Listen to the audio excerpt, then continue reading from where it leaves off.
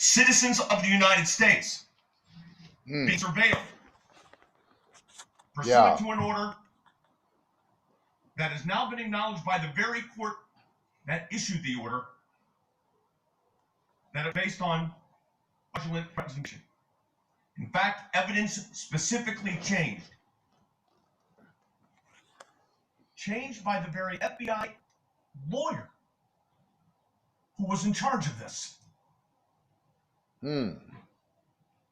Changed to some extent that the Foreign Surveillance Intelligence Court, as I said earlier, I'm not going to repeat it again, issued 2 orders saying that when this agent, this lawyer, this man is made these professionally misrepresentations indignant to the National Security Division, they also made a misrepresentation to a federal court, the federal court, the Foreign Surveillance Court.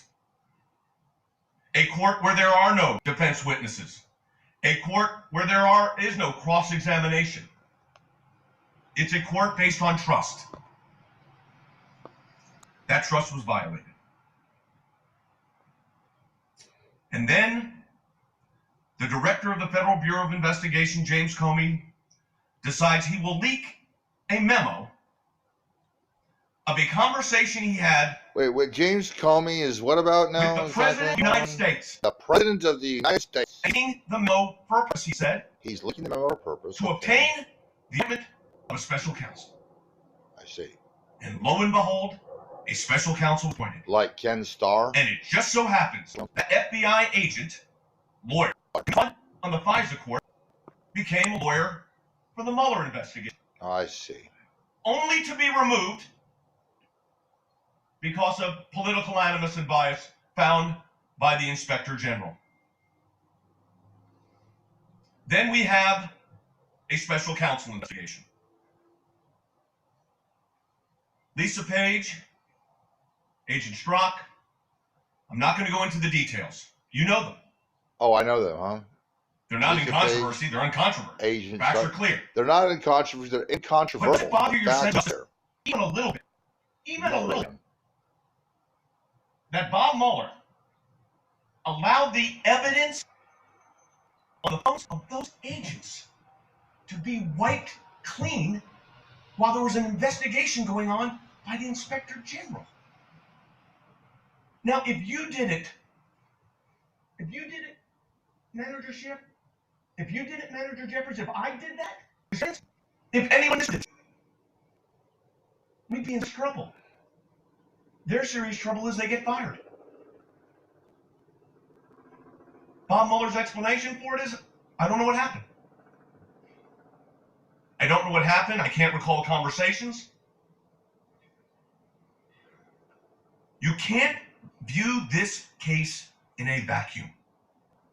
What case is that now? You are being asked, and I say this with the utmost respect,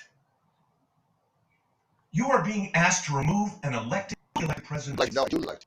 This isn't some, we referenced also the fact that I thought those were great analysis yesterday, and I appreciate all of that. But I want to focus today on my section, on what you're being asked to do. What I'm being asked to do. You are being asked to remove a duly elected president of the United States, and you're being asked to do it. Duly elected?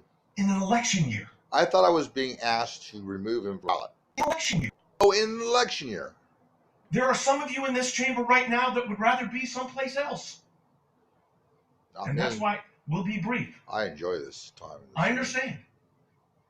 You'd rather be someplace else. Why would you rather be someplace else? Because you're running for president, the nomination of your party. I get it.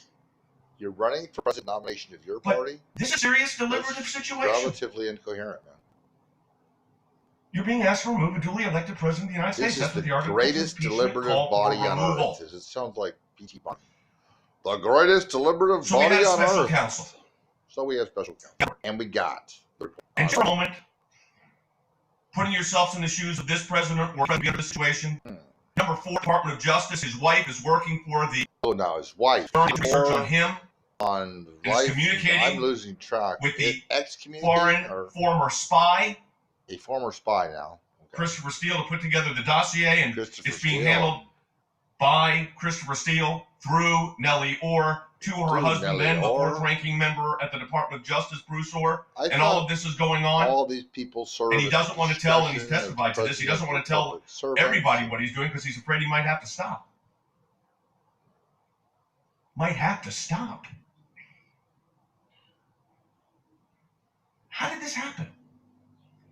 This is the Federal Bureau of Investigation. This is the Senate. And then we ask, why is the president concerned about advice he's being given? Put yourself in his shoes. Okay. Put yourself in his shoes. Why'd you look at me, dude? Why'd you look at the camera? We've given you, and our approach has been to give an overview. And to be very specific. You're precise. Be very specific. To remove a duly elected president, which is what you're being asked to do. In essentially policy disagreements. You heard a lot about policy. We're in a policy. Although the one that it still troubles me. And this idea that the president, it was said by several of the managers, is only doing these things for himself. Understanding what is going on in the world today as we're here. They raised it, by the way. I'm not trying to be disrespectful. Who's them? They raised it. This president is only doing things for himself while the leaders of opposing parties, by the way, at the highest level, to obtain peace and release, doing that for yourself. I think the irony of that those statements were made while all of that was going on, and other acts that this body's passed, some of it bipartisan. I wonder what percentage of the population is watching this. I see policy differences, okay, and can follow this at all. Those policy differences cannot be utilized to destroy the separation of powers. House managers spoke for, I know we've had disagreements on the time, it was 21 hours or 23 hours. They spoke during their time, a lot of time. It was 21 hours or 20 hours. Policy decisions. They didn't like what they heard. There was a party laid out for that there was pauses on all kinds of foreign aid.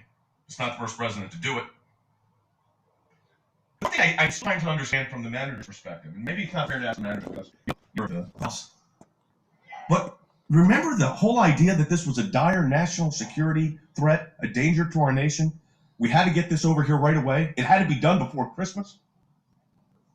It was so important. It was so significant. The country was in such jeopardy. The jeopardy was so serious that it had to be done immediately. On to the articles of impeachment for a month to see if the House could force the Senate to adopt rules that they wanted, which is not the way the Constitution is set up.